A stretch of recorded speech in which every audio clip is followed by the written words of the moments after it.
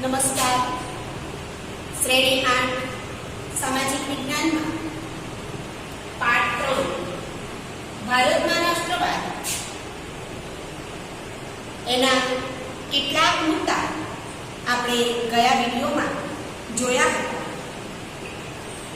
રાષ્ટ્રવાદના ઉદય માટે કેટલાક પરિબળો ઉદ્ભવ્યા હતા અને છેલ્લે બંગભંગનું આંદોલન જે રવિન્દ્રનાથ ટાગોરે શોક દિનને એકતા દિન તરીકે ઉજવ્યો હતો ત્યાં સુધી આપણે શીખ્યા હતા. મિત્રો, આજે આગળના કેટલાક મુદ્દા આ પ્રમાણે છે જેનો અભ્યાસ આજે આપણે કરવાના છીએ. જેમાં પ્રથમ મુદ્દો છે સ્વદેશી આંદોલન. આ સ્વદેશી આંદોલન માટે કેટલાક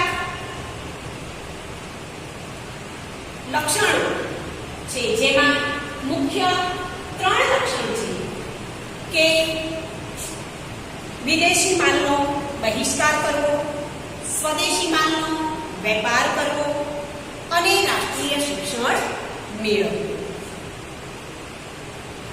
આ ઉદ્દેશોને હાંસલ કરવા માટે બંગાળના લોકોએ એક લડત ચલાવી જે સ્વદેશી આંદોલન તરીકે ઓળખાય, જેમાં એક સમિતિની રચના કરવામાં આવી. એ સમિતિના મુખ્ય આગેવાન તરીકે સુરેન્દ્રનાથ બેનર્જી, બિપિનચંદ્ર પાલ અને અરવિંદ ઘોષ મુખ્ય હતા. તેમણે લોકોને સમજાવ્યું કે વિદેશી કાપડ અને અન્ય વિદેશી વસ્તુઓનો આપણે બહિષ્કાર કરવાનો છે. એના અનુસંધાને આપણા દેશમાં બનતી એટલે કે સ્વદેશી માલને આપણે સ્વીકારવાનો છે. આ અંગે કેટલીક સભાઓનું આયોજન કરવામાં આવ્યું, કેટલાક સરઘસો કાઢવામાં આવ્યા, વર્તમાન પત્રોની અંદર લખાણો લખવામાં આવ્યા. આમ સ્વદેશી વસ્તુનો પ્રચાર કરવામાં આવ્યો, જેના લીધે ઇંગ્લેન્ડની જે ચીજ વસ્તુઓ હતી એ વસ્તુઓનું વેચાણ ઘટ્યું અને આપણા અહીંની વસ્તુઓનું વેચાણ વધવા લાગ્યું. આ ચળવળ હિંદના અનેક પ્રાંતોમાં ફેલાઈ હતી. આમ વિદેશી માલનો બહિષ્કાર થયો અને સ્વદેશી માલ અપનાવ્યો. હવે તેનું ત્રીજું મહત્વનું લક્ષણ એટલે રાષ્ટ્રીય શિક્ષણ. આ આંદોલનની અંદર એ સમયે ભારતના વિદ્યાર્થીઓએ પણ ભાગ લીધો.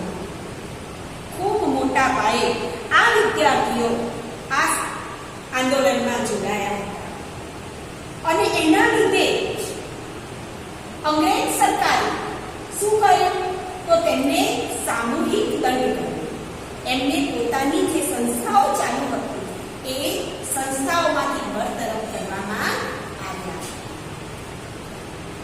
એ તકનો લાભ લઈ આપણા કેટલાક નેતાઓએ એના પરિણામ સ્વરૂપ વૈકલ્પિક શિક્ષણ એટલે કે બાળકોને તાત્કાલિક શિક્ષણ મળી રહે એવા પ્રયાસો કર્યા અને એના અનુસંધાને 1907માં 25 માધ્યમિક શાળાઓ,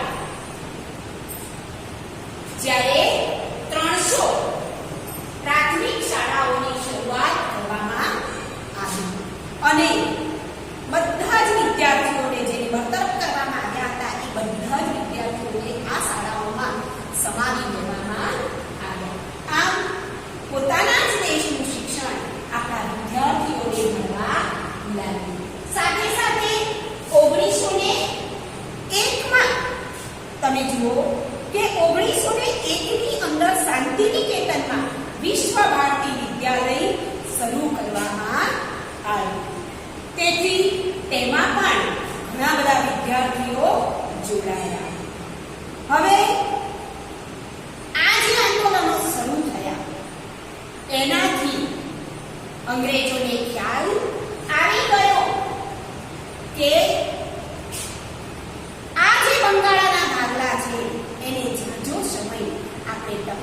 શકીશું નહીં. માટે 1911 ની અંદર એમણે બંગાળાના ભાગલા રદ કરવામાં આવ્યા. આમ 1905 માં લોર્ડ કર્ઝને જે બંગાળાના ભાગલા પાડ્યા હતા એ 1911 ની અંદર રદ કરવામાં આવ્યા. હવે ત્યારબાદ 1951 માં રવિન્દ્રનાથ ટાગોરે જે શાંતિનિકેતન વિશ્વવિદ્યાલય શરૂ કરી હતી એને કેન્દ્રીય વિશ્વવિદ્યાલયનો દરજ્જો આપવામાં આવ્યો, જેથી આપણા વિદ્યાર્થીઓ સ્વાવલંબી અને જીવન વ્યવહારના પાઠ તે થકી શીખવા લાગ્યા. ત્યારબાદ જહાલવાદનો ઉદય. આ જહાલવાદનો ઉદય એની સાથે સાથે મવાળવાદનો પણ ઉદય થયો. બે ખાતા હતા, જહાલવાદ અને મવાળવાદ, જેમાં દાદાભાઈ નવરોજી, સુરેન્દ્રનાથ બેનર્જી, ગોપાલ કૃષ્ણ ગોખલે આ બધા સાથે સાથે ફિરોઝશાહ મહેતા વગેરે નેતાઓ બંધારણીય માર્ગે રાજકીય હક્કો મેળવવાના પ્રયત્ન કરતા હતા કે આપણે મવાળ વલણ અપનાવીને, મવાળ એટલે કે નરમ વલણ અપનાવીને આપણે આપણું સ્વરાજ્ય અંગ્રેજો પાસેથી મેળવ્યું. હવે જે આ નરમ વલણ અપનાવનારા નેતાઓ હતા એ નેતાઓ મવાળવાદી નેતાઓ તરીકે ઓળખાયા, જેની અંદર કેટલાક સુશિક્ષિત મધ્યમ વર્ગના પરિવારો એકત્રિત થયા. હવે સ્વશાસન, સમાનતા, લોકશાહી અને સ્વતંત્રતાના વિચારોનું આ સમયે બીજારોપણ થયું, જેના પરિણામ સ્વરૂપ શું થયું તો હિંદના જે યુવા વર્ગો હતા, યુવાનો હતા, એ ખૂબ ઉત્સાહી હતા, સાથે સાથે આક્રમક હતા અને આત્મવિશ્વાસથી ભરપૂર હતા. હવે આ જે યુવાનો હતા એ યુવાનો આ નરમ વલણને અપનાવવા માંગતા ન હતા. એ એવું માનતા કે આપણું સ્વરાજ્ય છે, આપણો દેશ છે, તો આપણા દેશમાં આપણે આપણું જ સ્વરાજ્ય હોવું જોઈએ અને એને ભીખમાં નથી દેવાનું, એ મેળવવાનો આપણો હક છે. માટે એ જે નેતાઓ હતા, જેમાં પંજાબમાંથી લાલા લજપત રાય, મહારાષ્ટ્રમાંથી બાળ ગંગાધર ટિળક અને બંગાળમાંથી બિપિનચંદ્ર પાલ, આ ત્રણ મુખ્ય નેતાઓ હતા જે લાલ, બાલ અને પાલની ત્રિપુટી તરીકે ઓળખાયા. આ ત્રણ મુખ્ય નેતાઓ જે આક્રમકતા ધરાવતા હતા કે આપણું સ્વરાજ્ય આપણે હકથી લેવાનું છે, એમની આગેવાની હેઠળ કેટલાક આંદોલનો થયા અને આ જે પક્ષ હતો એ જહાલવાદ તરીકે ઓળખાયો. જે નરમ વલણ ધરાવતો હતો એ પક્ષ, જેમાં આપણે આગળ જોયું કે સુરેન્દ્રનાથ બેનર્જી, બિપિનચંદ્ર પાલ, અરવિંદ ઘોષ આ બધા નેતાઓ હતા, એ મવાળવાદી તરીકે ઓળખાયા. જ્યારે આ લાલ, બાળ, પાલ ની ત્રિપુટી અને એમના સાથે કામ કરનારા કેટલાક નેતાઓ જહાલવાદ તરીકે ઓળખાયા. તો આજે આપણે આ જહાલવાદના જે નેતાઓ છે એમના વિશે થોડી વિસ્તૃત માહિતી મેળવીએ કે એમણે રાષ્ટ્રવાદ માટે શું કર્યું. તો સૌથી પહેલા લોકમાન્ય ટિળક, જે જહાલવાદના મુખ્ય નેતા તરીકે ઓળખાયા હતા, એમણે કહ્યું કે સ્વરાજ એ મારો જન્મસિદ્ધ હક છે અને એને હું મેળવીને જ જંપીશ. આ સૂત્ર લોકો સુધી એમણે પહોંચાડ્યું. સાથે સાથે અંગ્રેજોના વિરુદ્ધમાં એમણે શું કર્યું તો ગણેશ ચતુર્થી જેવા ઉત્સવો, શિવાજી જયંતિ જેવા ઉત્સવો ઉજવવાનું ચાલુ કર્યું. તેમણે મરાઠીમાં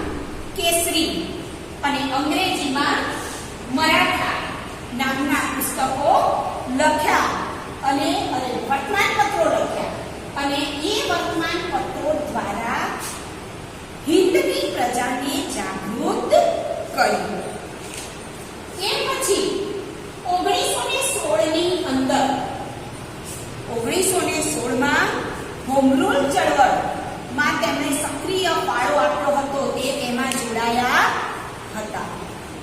ત્યારબાદ લાલા લજપતરાય આ ત્રિપુટીના બીજા નેતા જેમણે 1856 થી 1928 સુધી કાર્યરત રહ્યા હતા. જ્યારે લોકમાન્ય ટિળક 1856 થી 1920 સુધી કાર્યરત રહ્યા હતા. આ લાલા લજપતરાયને શેરે પંજાબનું બિરુદ મળ્યું હતું. શેરે પંજાબ તરીકે ઓળખાયા હતા. તેમણે ધી પંજાબી અને ધી પ્યુપિલ જેવા વર્તમાન પત્રો એમણે પણ શરૂ કર્યા અને એમણે એમના પોતાના લખાણો એની અંદર લખ્યા અને પ્રજા સુધી પહોંચતા કર્યા. એ પછી શું થયું તો 1928 ની અંદર સાયમન કમિશનનો વિરોધ કરવામાં આવ્યો હતો. સાયમન આપણને કયા પ્રકારના હક આપવા છે, ભારતને કયા પ્રકારની સ્વતંત્રતા આપવી છે એના માટે સાયમન કમિશન નિમાયું હતું. તો આ સાયમન કમિશનનો 1928માં લાલા લજપતરાયે વિરોધ કર્યો હતો. એ વિરોધના અનુસંધાને જે સરઘસ નીકળ્યું એ સરઘસની અંદર તેમના ઉપર અંગ્રેજો થકી લાઠીચાર્જ કરવામાં આવ્યો અને તેમને ત્યાં સખત વાગ્યું. ત્યારે તેમને હોસ્પિટલમાં દાખલ કરવામાં આવ્યા. પણ ત્યારે એમણે કહ્યું, શું કહ્યું મિત્રો? તો કે મારા ઉપર કરેલા લાઠીના એક એક પ્રહાર બ્રિટિશ સામ્રાજ્યના કફનની ખાઈ બની રહેશે. તેમને જ્યાં દવાખાનામાં દાખલ કર્યા હતા ત્યાં ખૂબ ટૂંકા ગાળામાં તેમનું અવસાન થયું અને એ પછી તેમની ત્રીજી ત્રિપુટી એટલે કે બિપિનચંદ્ર પાલ જેઓ 1858 થી 1932 સુધી કાર્યરત રહ્યા હતા. શરૂઆતમાં જ્યારે એ આ કાર્યમાં જોડાયા ત્યારે સૌ પ્રથમ તેઓ બ્રહ્મો સમાજમાં જોડાયા હતા અને તેમણે ન્યૂ ઇન્ડિયા તથા વંદે માતરમ નામના વર્તમાન પત્રો શરૂ કર્યા હતા. એમના આ વર્તમાન પત્રોની અંદર એવા લખાણો હતા કે એનાથી લોકોમાં એક પ્રકારનો જુસ્સો જન્મે. એટલે અંગ્રેજ સરકારે તેમના ઉપર આરોપ મૂક્યો, હિંસક માર્ગ કે અત્યારના આપણા જે યુવાનો છે એ યુવાનોને તેઓ હિંસક માર્ગે દોરી રહ્યા છે એવો આરોપ મૂકવામાં આવ્યો હતો અને એ આરોપ હટાવવા એમણે કોઈ જ પ્રયત્નો કર્યા ન હતા. ઉપરાંત પોતાના આંદોલનને વધુ ને વધુ એમણે પ્રબળ બનાવ્યું હતું. ત્યારબાદ આ નેતાઓએ જે કામગીરી રાષ્ટ્રવાદ માટે કરી પછી એના થોડાક સમયમાં મુસ્લિમ લીગની સ્થાપના થઈ 1916માં. આમ જોવા જઈએ ને મિત્રો તો એક પ્રકારનું આ એક કાવતરું હતું અંગ્રેજોનું. ભાગલા પાડો અને રાજ કરો. ભારતની અંદર જે રાષ્ટ્રવાદ ઝડપથી ફેલાઈ રહ્યો હતો એ રાષ્ટ્રવાદને તોડવા માટેનું આ એક અંગ્રેજોનું કાવતરું હતું. જેમાં મુસ્લિમ નેતાઓમાં આગા ખાન, સલીમુલ્લાહ ખાન, વાઇસરોય પિન્ટો અને ડનલોપ સ્મિથ. આ ડનલોપ સ્મિથે ખૂબ મહત્વની ભૂમિકા ભજવી હતી અને આ જે મુસ્લિમ નેતાઓ છે આગા ખાન અને સલીમુલ્લાહ ખાન જેમણે 1906માં મુસ્લિમ લીગની સ્થાપના ઢાકામાં કરી અને એ સ્થાપના પછી એક મુસ્લિમ પક્ષ આખો હિન્દુઓથી અલગ પડી ગયો, જે કરવામાં મહત્વની ભૂમિકા આશ્રિતે કરી હતી. એની સાથે સાથે એ હોમ રૂલ આંદોલન પણ ચાલુ થયું, જેની શરૂઆત 1916માં બાળ ગંગાધર ટિળકે એપ્રિલ માસની અંદર કરી હતી. ટિળકે એ સમયે જાહેર કર્યું કે સ્વરાજ મારો જન્મસિદ્ધ હક છે અને હું એ મેળવીને જંપીશ. એ સૂત્ર આપ્યું. ત્યારબાદ તેમણે શું કર્યું તો કે કેસરી અને મરાઠા, આપણે જોયું આગળ કે કેસરી અને મરાઠા નામના પુસ્તકો લખી અખબારોમાં પોતાના લેખો આપ્યા, પુસ્તકો દ્વારા પોતાના લેખો આપ્યા અને લોકોને જાગૃત કર્યા. ત્યારથી જ ટિળકને લોકમાન્યનું બિરુદ પ્રાપ્ત થયું. હવે અહીંયા તો આ હોમ આંદોલન શરૂ થયું, પરંતુ મદ્રાસની અંદર એનિમેશન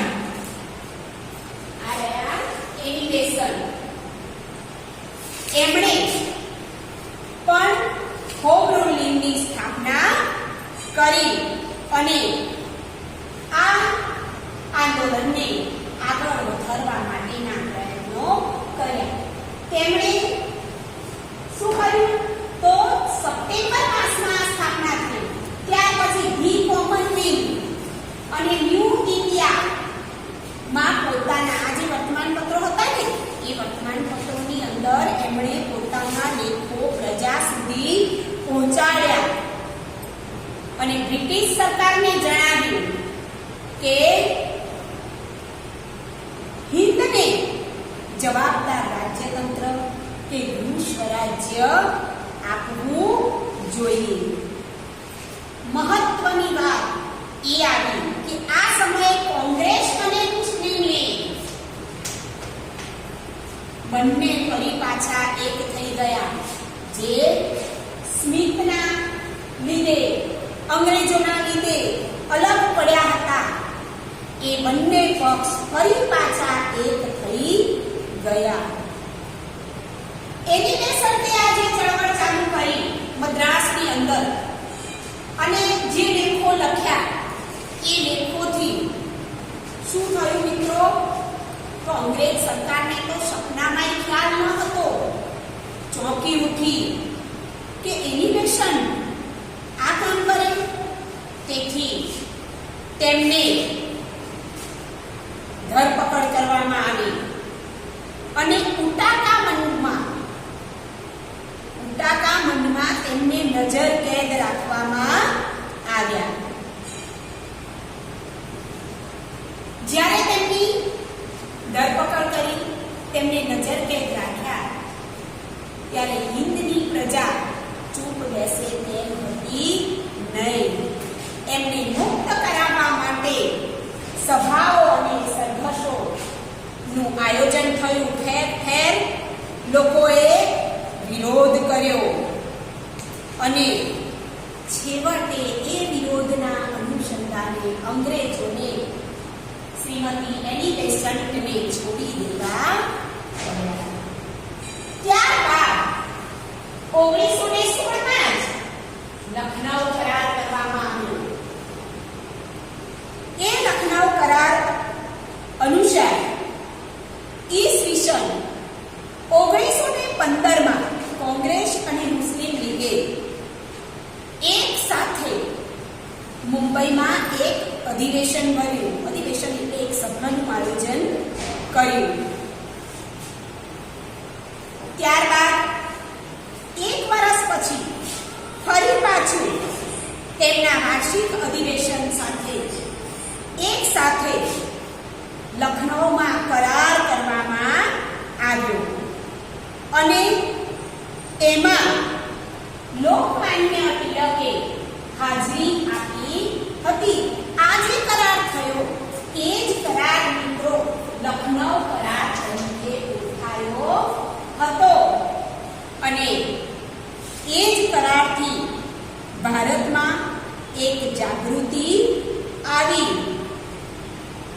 કોંગ્રેસ અને મુસ્લિમ લીગ રાજકીય પક્ષો તરીકે રાષ્ટ્રના હિત માટે કામ કરવા લાગ્યા અને સ્વરાજ્ય મેળવવાનું એક બળ પ્રાપ્ત. ત્યારબાદ મિત્રો સુભાષચંદ્ર બોઝ, જેમણે આઝાદ હિંદ ફૌજની રચના કરી. આ સુભાષચંદ્ર બોઝનો જન્મ 23મી જાન્યુઆરી 1857માં ઓરિસ્સાના કટક મુકામે થયો હતો. તેમની માતાનું નામ પ્રભાવતી અને પિતાનું નામ જાનકીનાથ બોઝ હતું. બાળપણથી જ સુભાષચંદ્ર બોઝ ખૂબ બુદ્ધિશાળી હતા, પ્રતિભાશાળી હતા. તેમણે 1920માં લંડનમાં ICSની પરીક્ષા પાસ કરી,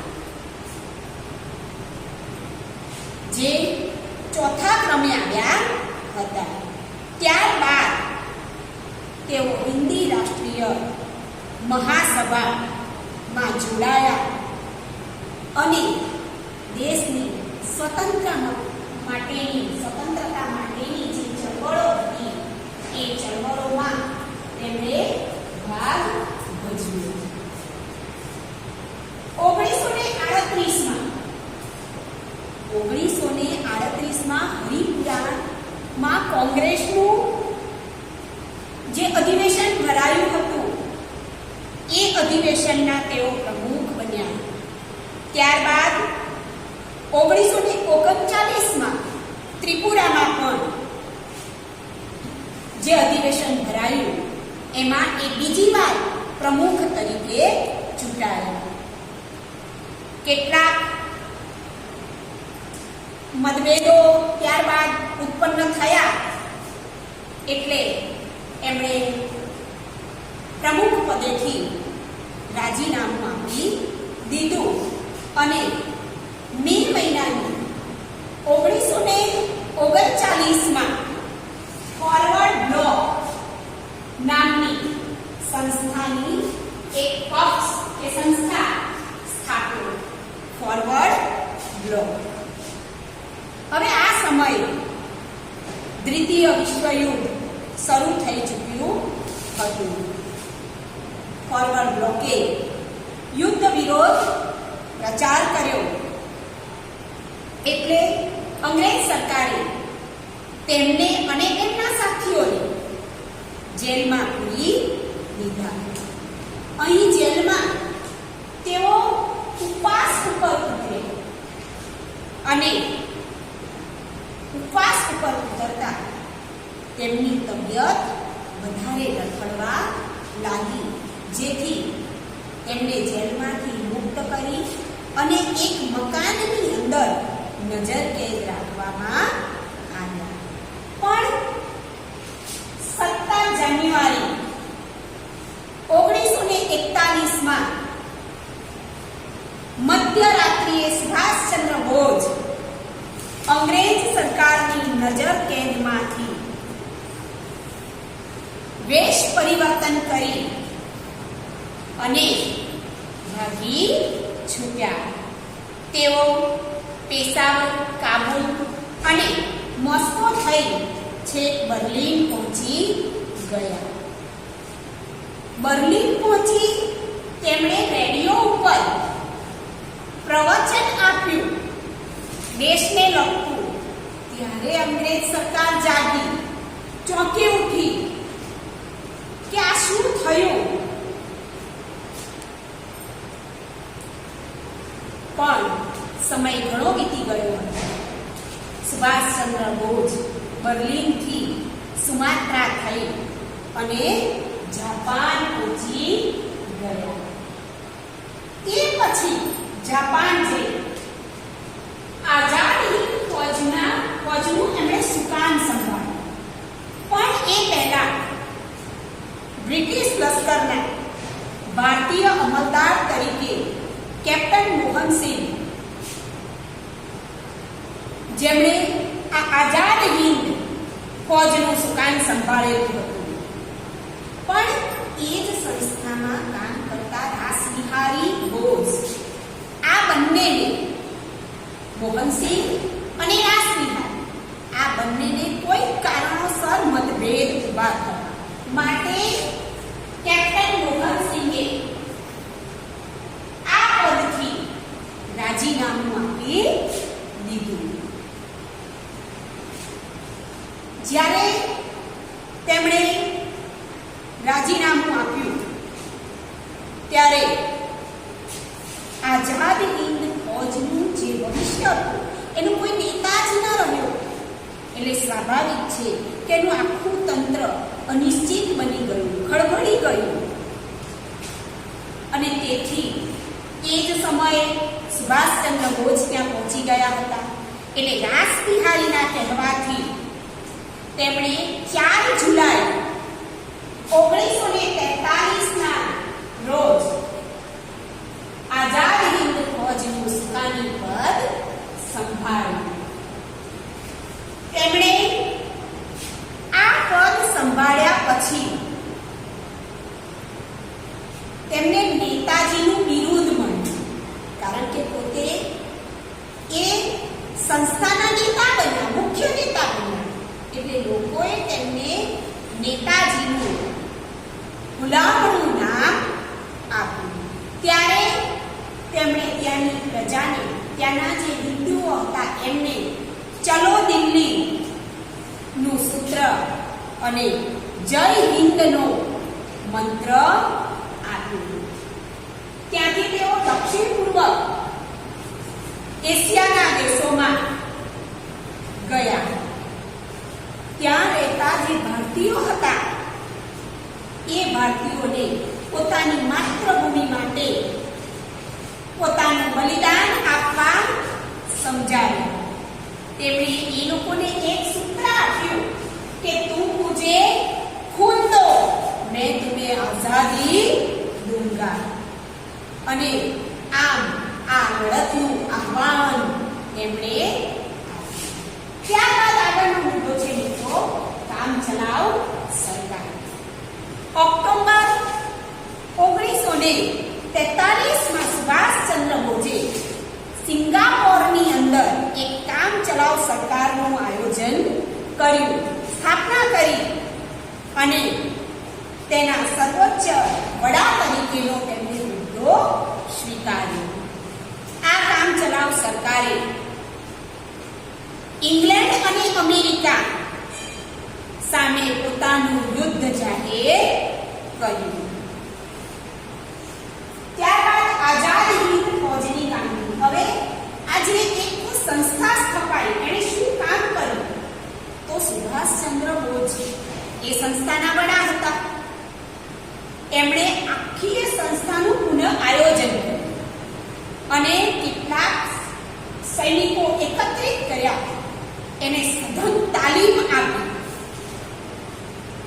પોતાની એક અલગ અલગ લશ્કરી ટુકડીઓ તૈયાર કરી.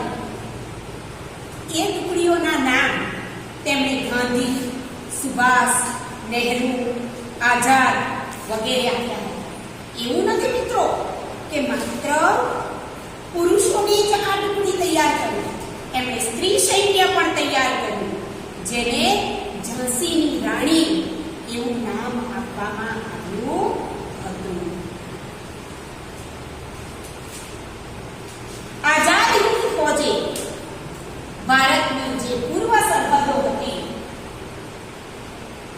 એ સરહદે આવેલા આરાકાન અને ઇમ્ફાલ નો જે વિભાગ છે એ વિભાગો પર યુદ્ધો દ્વારા વિજય મેળવી લીધો.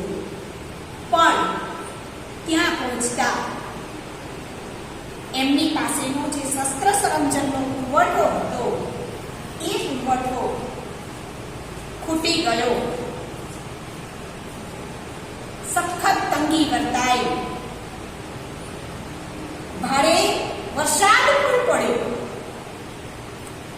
એટલે જે સૈનિકો હતા એ ગુંચવાયા. પોતાની પાસેનો પુરવઠો ખલાસ થઈ ગયો હતો, સાથે સાથે વાતાવરણ બગડ્યું હતું. તેથી આઝાદ હિંદ ફૌજને પીછેહટ કરવી પડી. એ તકનો લાભ લઈ અમેરિકાએ જાપાન ઉપર અણુ બોમ્બ જીત્યો, જેમાં જાપાનનો પરાજય થયો. આપણને ખ્યાલ છે કે જાપાનના હિરોશિમા અને નાગાસાકી આ બે મોટા મુખ્ય શહેરો હતા. એ શહેરો ઉપર બોમ્બ ફેંકવામાં આવ્યો હતો, ખૂબ તબાહી થઈ હતી. એવું કહેવાય છે કે આજે પણ જાપાનની અંદર આ જે બોમ્બ ફેંકાયો હતા એના વાયરસની અસર જોવા મળે છે. ત્યાંના જે બાળકો જન્મે છે એ કોઈક ને કોઈક ખામીયુક્ત બાળકો જન્મે છે. તો મિત્રો વિચારો કે આ અમેરિકાએ એવો કેવો અણુબોમ્બ જીત્યો હશે કે આટલા વર્ષો બાદ પણ તેની અસર જોવા મળે છે. હવે તે પછી આખી પરિસ્થિતિ બદલાઈ ગઈ. આઝાદ હિંદ ફૌજનું કોઈ ભવિષ્ય રહ્યું નહીં. આ સૈનિકોમાંથી 4,000 સૈનિકોની ખુમારી થઈ શહીદ થયા અને 25,000 જેટલા સૈનિકો, 4,000 સૈનિકોની ખુમારી થઈ, જ્યારે 25,000 સૈનિકો કેદ પકડાઈ ગયા. નેતાજી એ પ્રતિજ્ઞા લીધી હતી કે હું ગુલામ હિન્દુસ્તાનમાં પગ મૂકીશ નહીં. રંગૂન અને રંગૂનથી બેંગકોક અને બેંગકોક છોડી વિમાન માર્ગે તેઓ આગળ વધ્યા. ત્યારે વિમાનમાં જઈ રહ્યા છે મિત્રો, ત્યારે જાપાને એક જાહેરાત કરી અને એ જાહેરાત મુજબ 18 ઓગસ્ટ 1945માં ફોર્માસાના તાઇપેઈ વિમાની મથકથી આ વિમાન ઉપડ્યું હતું. થોડાક જ સમયમાં, એના અમુક કલાકો પણ નહીં નીકળ્યું, થોડાક મિનિટોની અંદર જ એવું જાહેર કરવામાં આવ્યું કે વિમાનમાં આગ લાગી છે અને નેતાજી સખત દાઝ્યા છે અને અવસાન પામ્યા છે. મિત્રો, આજે પણ આપણને આ નેતાજીના કોઈ અવશેષો આજની તારીખમાં પણ આપણને પ્રાપ્ત થયા નથી. માત્ર આ એક જાપાનની જાહેરાત, એ લોકોની જે સૂચના હતી એ જ આપણને મળી છે. બાકી એમના અવસાનના પુરાવા કે અવશેષો આજ સુધી આપણને મળ્યા નથી. કેટલાકનું માનવું તો એવું પણ હતું કે નેતાજી ત્યાંની જેલમાં કેદ છે, એવું માનવામાં આવતું હતું. તો આમ આપણા ભારતને આઝાદ કરાવવા માટે અનેક નેતાઓ, અનેક યુદ્ધો, અનેક સંઘર્ષો, અનેક સભાઓ દ્વારા ભારતમાં રાષ્ટ્રવાદ ફેલાવવાના પ્રયત્નો થયા અને એ રાષ્ટ્રવાદની અંદર મિત્રો આપણને સફળતા મળેલી જ છે. હવે આ જે કંઈ અહીંયા આપણો પાઠ મિત્રો પૂરો થાય છે, પણ આ બોર્ડ ઉપર મેં કેટલાક મુદ્દા અને સારાંશ, આપણે પાર્ટ 1 ની અંદર પણ મુદ્દા અને સારાંશનો સ્ક્રીનશોટ પાડ્યો હતો. એટલે મિત્રો આનો પણ તમે સ્ક્રીનશોટ પાડી લો, જેથી તમારે આ મુદ્દા અને સારાંશ નોટમાં લખવાના છે.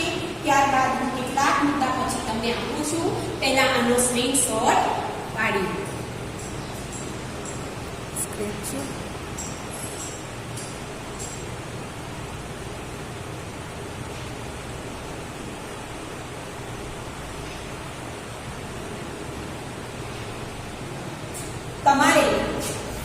એનો સ્ક્રીનશોટ પડી ગયો હશે.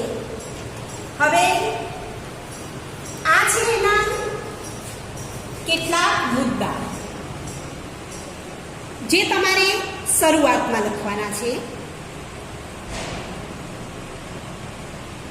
ત્યારબાદ આ છે વધારાના પ્રશ્નો.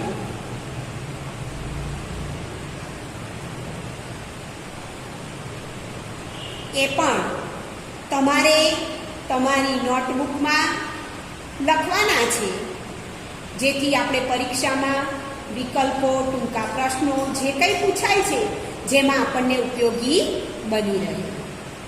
હવે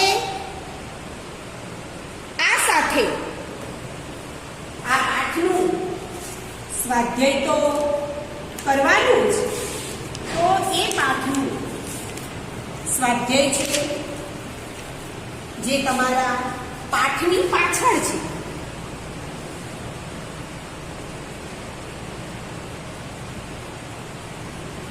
એ પણ તમારે કરવાનું છે.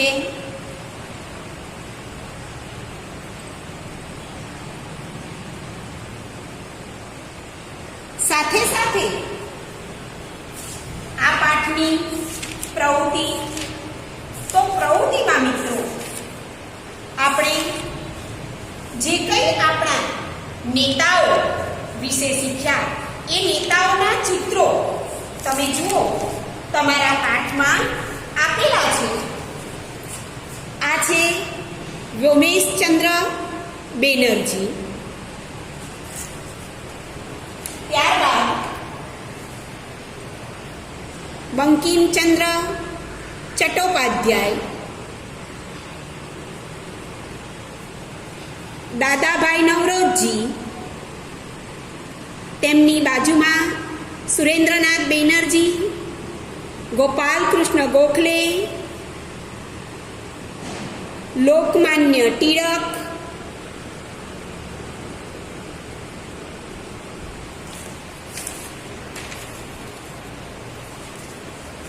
લાલા લજપતરાય, બિપિનચંદ્ર પાલ, એની બેસન્ટ અને સુભાષચંદ્ર બોઝ. આ નેતાઓના ફોટા તેમના નામ સાથે તમારે તમારી નોટબુકમાં ચોંટાડવાના છે. આ છે આપણી પ્રવૃત્તિ. નવા વિડીયો સાથે ખૂબ ઝડપથી મળીશું.